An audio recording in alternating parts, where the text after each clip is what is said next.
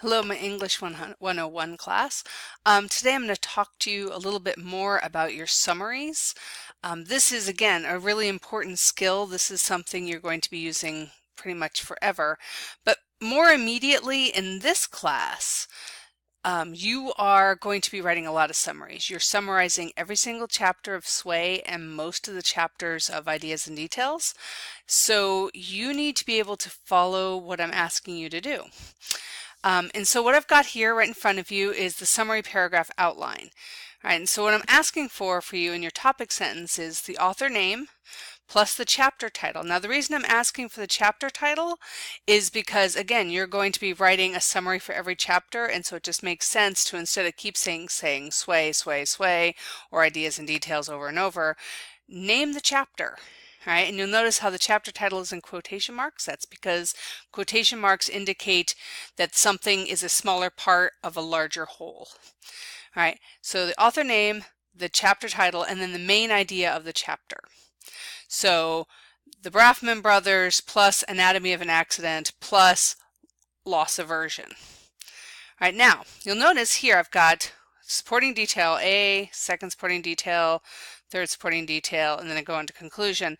All right, but this can be stretched. Don't think you can only have a paragraph that's only got 5 sentences or 7 sentences or 12 sentences.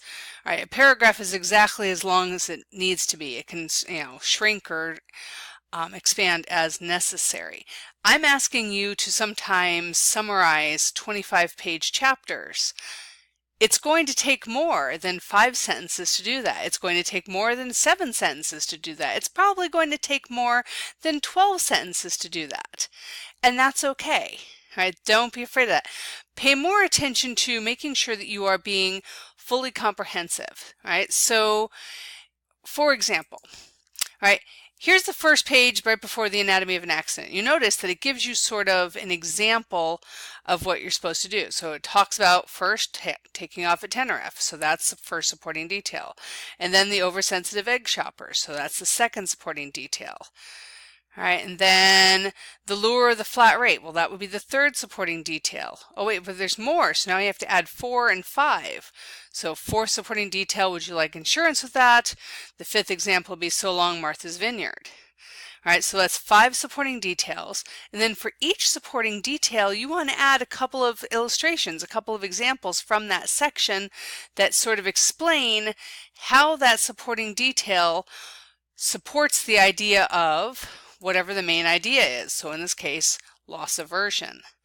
All right, each of those may do it. Now you might have more than 2 sentences that are necessary to support the original supporting detail. That's okay. You may only need 1 sentence to support, as an example of the first supporting detail, and that's okay. But I'm looking for you to make sure that you are including all of the pieces, parts of the chapter. Every single one of you got a comment on your last summary for Sway, where's the rest of the chapter? You need to include all the parts of the chapter. I'm looking for you to do that. All right, same thing for the other book.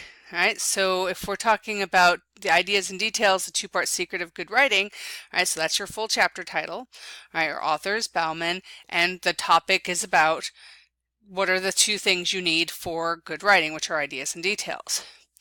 All right, so I'm looking for the first supporting detail to be about ideas, the second supporting detail to be about details, all right, the third supporting detail to be about what makes a good idea, the fourth supporting detail, what makes a good detail. And I suppose, this is fairly short. You could probably put the 2 ideas together and then the details parts together.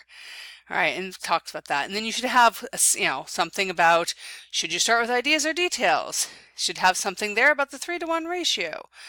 All right, should have something there about summarizing and analyzing texts. But each of those are supporting details that are discussing the larger main idea, which is about ideas and details. Please let me know if you have any questions. I'm happy to answer them. I want you to be successful in this assignment because you're going to be doing it a lot. Thanks, and I'll talk to you later.